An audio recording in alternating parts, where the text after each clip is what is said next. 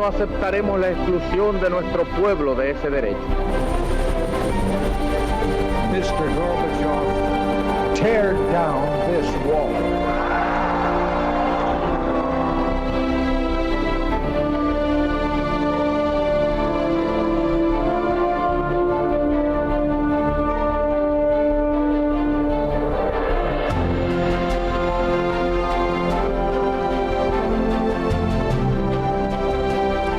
Buenas noches, señoras, caballeros, bienvenidos a Tiempos Modernos. España tiene el dudoso honor de conservar en su suelo la última reliquia de una gigantesca construcción histórica, el Imperio Británico. Sí, el Imperio Británico, que era la potencia hegemónica indiscutible hace 100 años, cuando comenzó el siglo XX, y que hoy ha quedado muy disminuido. Nosotros mantenemos Gibraltar, eso sí, a Quijotes no nos gana nadie. Bueno, ¿qué fue el Imperio Británico? ¿Por qué fue tan inmenso hasta el punto de que una cuarta parte de la población mundial era súbdita de la corona británica? Vamos a verlo hoy. Al comenzar el siglo XX, el Imperio Británico era sin discusión la primera potencia mundial.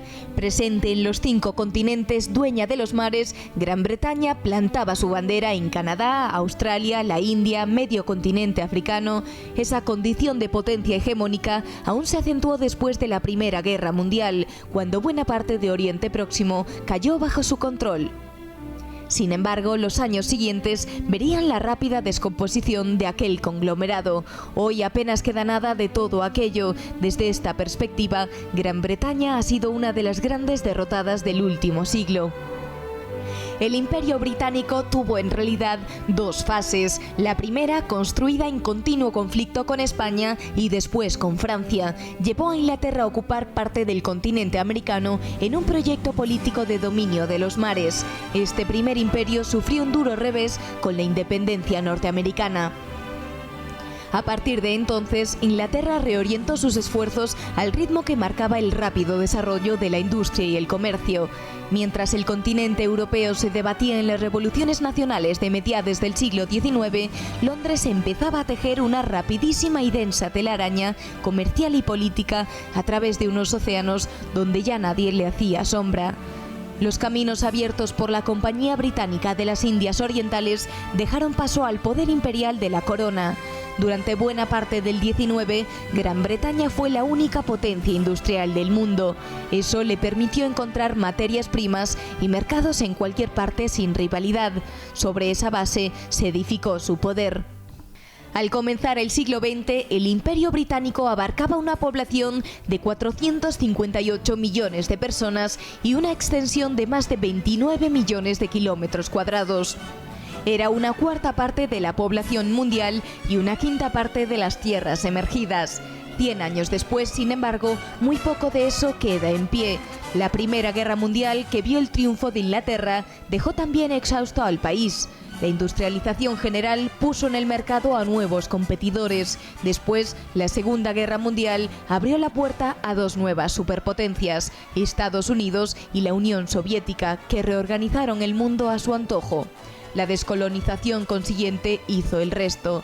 Hoy el imperio solo es un recuerdo folclórico, salvo tal vez en Gibraltar.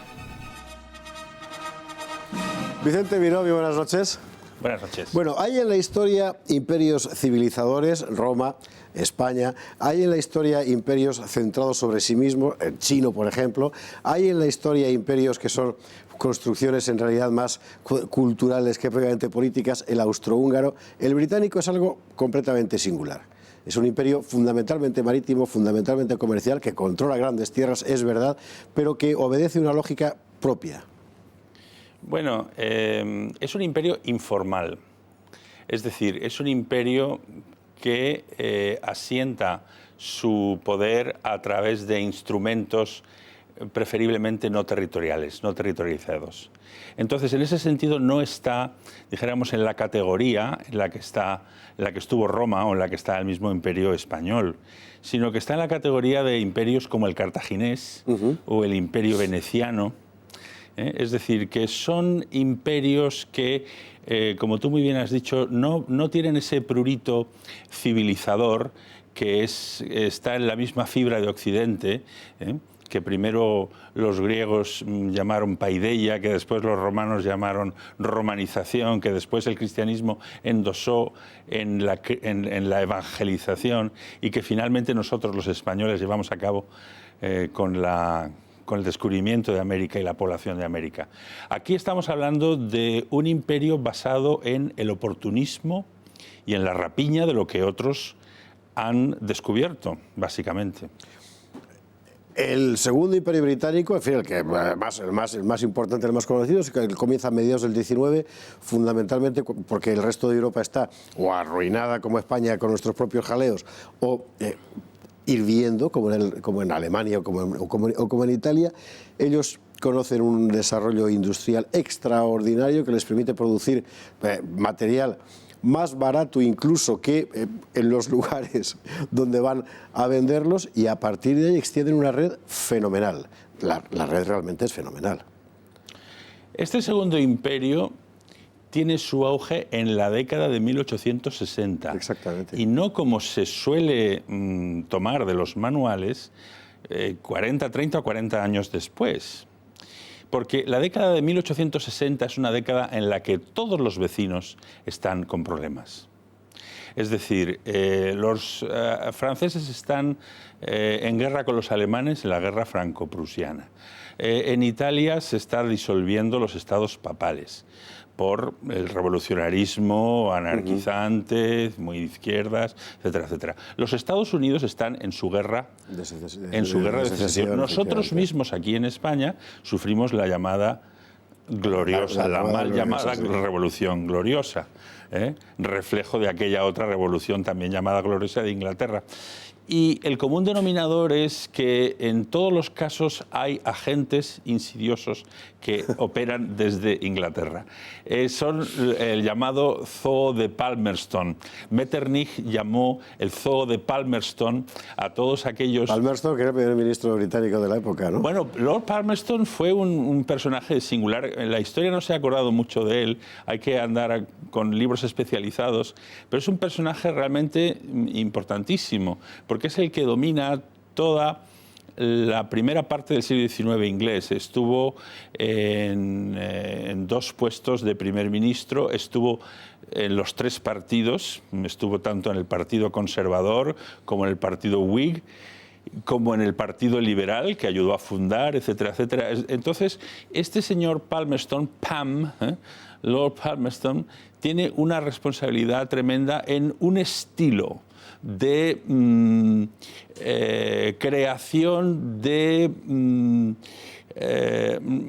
imperio a base de rapiña, pero porque previamente se le ha metido, dijéramos, un submarino interno, ¿no? Ahí en Inglaterra, en esta época, estaba Marx y Engels, en Londres. En esta época estaba también Mazzini. En esta época estaban todos los grandes revolucionarios. Entonces, pero será justamente la década de los años 70 en donde la tendencia se invierta por completo. Es decir, se terminan estas guerras y empieza justamente la tendencia contraria. Italia y Alemania se unifican. La guerra de secesión americana se salda con un saldo positivo. Los ingleses también habían estado allí malmetiendo en la guerra. Sí, sí. Y como consecuencia de eso, lo que sucede es un cambio radical del panorama. Y ese cambio radical hace que el Imperio Británico se territorialice, es decir, ellos intenten un poco la territorialización del imperio. También porque en Estados Unidos se acababa de conseguir el enlazar las dos partes del continente. Es interesante, es decir, que surgen, por tanto, en Europa países, en fin, que van a ser competidores de alguien que hasta entonces estaba solo, los británicos, en materia industrial, y ellos extienden, digamos, una red territorial por primera vez para consolidar las posiciones ganadas y que ese mercado sea impermeable para los demás.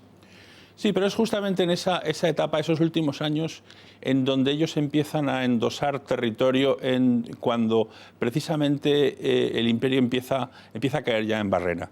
Y esto que habitualmente se comenta y que se ha dicho aquí en el vídeo, que el imperio británico llega a controlar un cuarto tanto del territorio como de la población mundial, es verdad, pero es verdad unos muy pocas decenas de años, es decir, aproximadamente desde un poquito antes de la Primera Guerra Mundial y un poquito después de la Segunda Guerra Mundial, básicamente. Es decir, el resto del tiempo es un imperio cuya máxima implantación territorial se da en la India, y tampoco desde el punto de vista, dijéramos, de la detentación del territorio, sino los ingleses entran en la India mediante una subcontrata para recaudar impuestos. Y ese es básicamente la implantación que ellos tienen allí, además de unos pequeños, dijéramos, territorios propios. Es decir, que hay que llevar mucho cuidado con, dijéramos, todo lo que procede de Inglaterra, porque pasando el colador sucesivas veces, al final no hay... Sin embargo, la memoria británica, la memoria colectiva, la ha marcado profundamente el hecho imperial. Es decir, para ellos la auténtica Inglaterra es esa. Sí, la auténtica Inglaterra, o sea, lo que nosotros pensamos que es Inglaterra, y digo bien Inglaterra, no decimos Gran Bretaña, es Inglaterra, ni decimos el Reino Unido. El Reino Unido, no es Inglaterra, porque es Inglaterra la que realmente está mandando todo el tiempo. Y los demás son comparsas prácticamente inexistentes. Entonces, es Inglaterra la que va, o sea, el sentir inglés se fragua en esos años en los que se requiere una gran cantidad de funcionarios para el Imperio Británico, sobre todo para la India. Y entonces se monta un gran programa de aristocratización de las clases medias. Y se monta lo que se llaman las Red Brick Public Schools and Universities, es decir, colegios, típicos colegios británicos llamados public schools hasta hace muy poco tiempo, ahora se les llama independent schools, que son los colegios que todo el mundo estará familiarizado con ellos a través de las películas y tal. Eso fragua, dijéramos, ese intento de aristocratización de las clases medias, dijéramos, es un paradigma estético que ha fascinado a todo el mundo, pero no existe. No existe, o sea, básicamente existió muy poquito tiempo y fue una construcción, como casi todo lo que la gente piensa que es típicamente inglés. Por ejemplo, los Beefeaters de la Torre de Londres no son en absoluto descendientes del siglo XVI, no, en absoluto. Es un diseño que hizo el marido de la reina Victoria a mitad del siglo XIX. Está bien. Y así casi todas las supuestas tradiciones seculares inglesas son casi todas de la época eduardiana, no tienen ni 100 años. Pasaron muchas cosas con el Imperio Británico. La Primera Guerra Mundial, que hemos hablado aquí, fue determinante, por supuesto. En el periodo de entreguerras, absolutamente. Y en la Segunda Guerra Mundial, su caída. Pasaron cosas también como, por ejemplo, el padrinazgo británico, ciertamente involuntario, del espionaje soviético en Occidente después de la Segunda Guerra Mundial. Pero todas esas son cosas que iremos contando en sucesivos programas. Hoy se trataba de contar el Imperio Británico que fue, esto que nos acaba de contar Vicente Miró. Muchísimas gracias, buenas noches. Muchísimas gracias. Y a ustedes también, muy buenas noches, hasta mañana.